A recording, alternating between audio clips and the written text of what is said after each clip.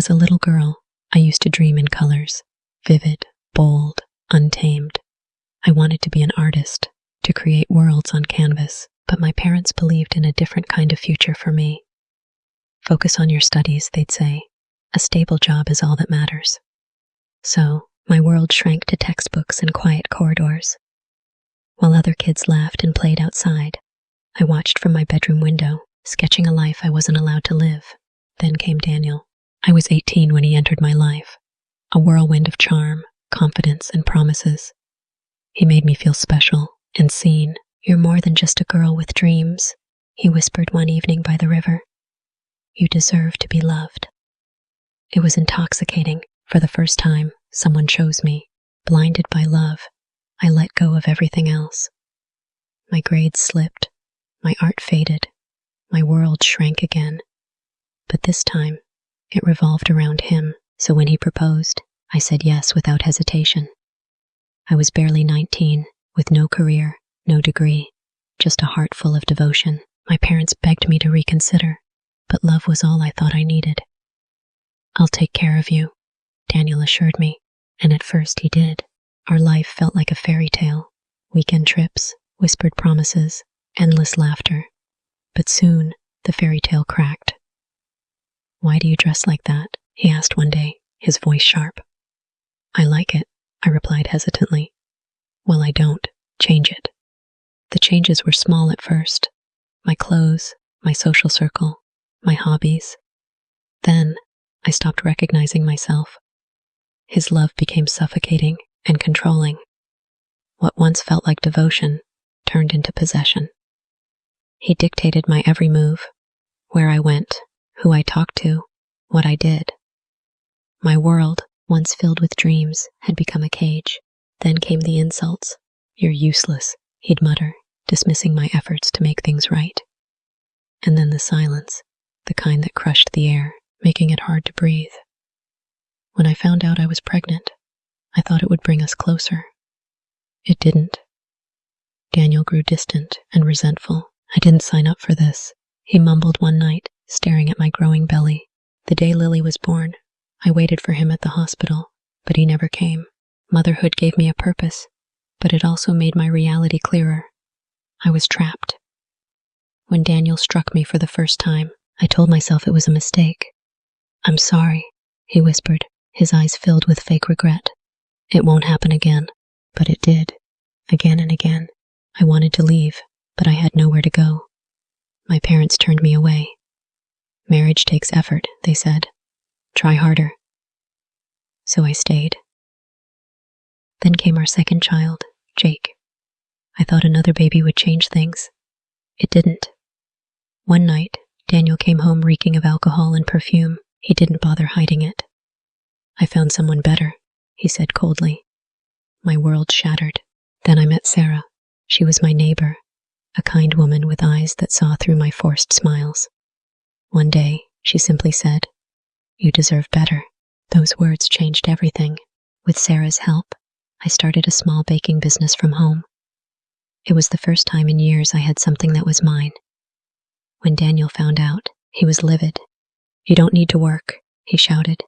But this time, I stood firm. "I need this," I said. "For me, for my children." For the first time, I refused to back down. I cut my hair, started dressing how I wanted, and reconnected with old friends. Slowly, I became me again. I set boundaries. If he ever laid a hand on me again, I would leave. And for the first time, he saw a woman he could no longer break. Today, I am still rebuilding. I don't know if Daniel will ever change, but I have changed. I am no longer the girl who gave up everything for love. I am the woman who is reclaiming her life. If you are reading this and feel trapped, know that you are stronger than you think. You are not alone. One day, you will find your way out, because I did. And remember, starting over isn't just about surviving, it's about thriving. Since childhood, I have always been a dreamer. I wanted to travel the world, write stories, and live a life full of adventure, but my parents had different expectations. A stable job, a good marriage, and a simple life. That's what matters, they always said. So I followed their rules, buried my dreams, and lived the life they chose for me. Then I met Ryan. He was unlike anyone I had ever known, bold, passionate, and full of promises. "You're meant for more than this boring life," he told me one evening as we sat under the stars. His words ignited something in me. When he asked me to leave everything behind and start a new life with him, I didn't hesitate. I ran away from home, leaving behind my family, my education, and every bit of security I had ever known. I believed love would be enough. At first it was magical. We traveled, explored new places, and lived like we were invincible. But soon, reality set in. Money became tight. Ryan, who once adored me, started changing. "Why can't you just be happy?" he snapped one evening when I suggested looking for a job. The man who once encouraged me to chase my dreams now belittled me for wanting more. Slowly, I realized I had no control over my life. I was financially dependent on him, isolated from my family, and stuck in a cycle of emotional manipulation. He decided where we lived, who I talked to, and how I spent my days. I wasn't his partner, I was his shadow. One night, after another argument where he told me I was ungrateful, I stood in front of the mirror and didn't recognize the woman staring back at me. The girl who once dreamed of adventure had become a prisoner of her own choices. That was the moment I knew I had to leave. With no money and nowhere to go, I did the only thing I could. I called my parents. For the first time in years, I heard my mother's voice. "Come home," she said, and I did. Starting over was terrifying. I had no degree, no career, and a heart full of regrets. But I refused to let my past define me.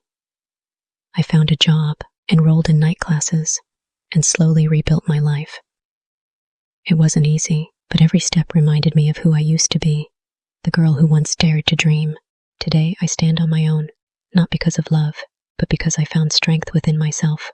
To anyone reading this, know that you are never truly trapped. You are stronger than you think, and it is never too late to start over. From the moment I met Alex, I thought I had found myself forever. He was charming and ambitious, and knew exactly what to say to make me feel special.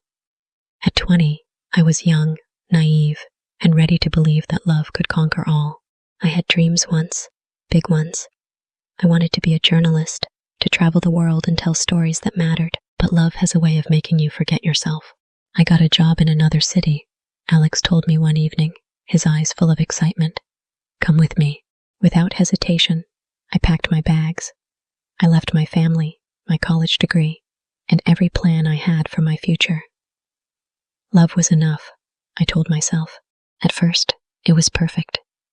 We moved into a tiny apartment filled with laughter, midnight conversations, and whispered promises of forever. I took up small jobs to support us, while Alex chased his career dreams. "Once I'm successful, you won't have to work," he promised. I believed him. Months turned into years. Alex climbed the corporate ladder, while I remained stuck in the same place. No degree, no career, no identity outside of being his girlfriend. Then things changed. "Why don't you do something useful?" he snapped one night when I mentioned going back to school. "You're lucky I take care of you." His words stung. The man who once admired my ambition now saw me as a burden.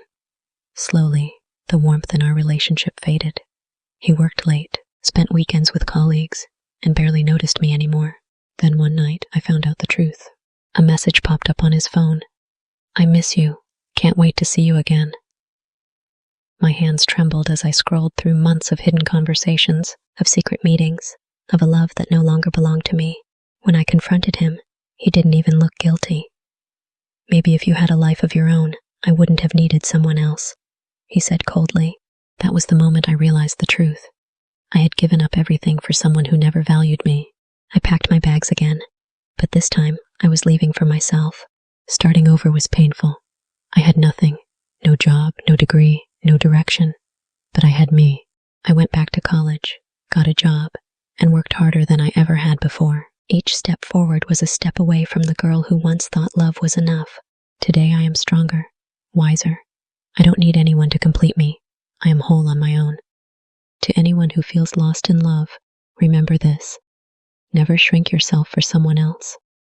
The right love will never ask you to give up your dreams.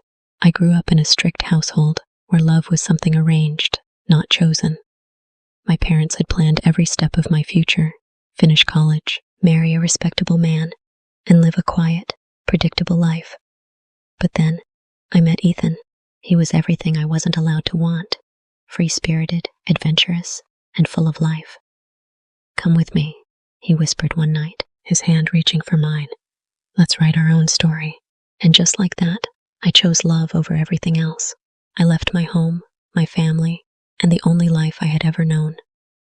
We ran away to a new city, where everything felt exciting and new. We lived in a tiny apartment with barely enough money to survive, but we were happy. Love was enough, until it wasn't. Ethan changed. The man who once adored me started pulling away. "You don't understand me," he'd say whenever I tried to talk to him. Our late-night conversations turned into silent dinners. The laughter faded. Then came the worst night of my life. I came home early from work, excited to surprise him. Instead, I found him with her, a stranger in our bed, wearing my perfume. My heart shattered into a million pieces. "I never asked you to leave everything for me," he said coldly, as I stood there, tears running down my face. He was right. I had left my entire world for him, and now I had nothing. I packed my bags, but this time I wasn't running away for love. I was walking away from me. Starting over was hard. My family refused to take me back. I had no degree, no savings, and no direction. But I refused to give up. I worked 2 jobs, saved every penny, and slowly rebuilt my life from scratch. Years later, I stood on my own. Not as someone's girlfriend, not as someone's daughter, but as me. One day, Ethan reached out. "I made a mistake," he said. "I miss you." But I didn't miss him. I smiled and replied, "I finally found the love I was looking for, within myself." Then I walked away for good. To anyone who has ever lost themselves for love, know this: real love will never ask you to give up who you are, and if it does, then it's not love at all. If this story touched you, please like and subscribe. Your happiness matters.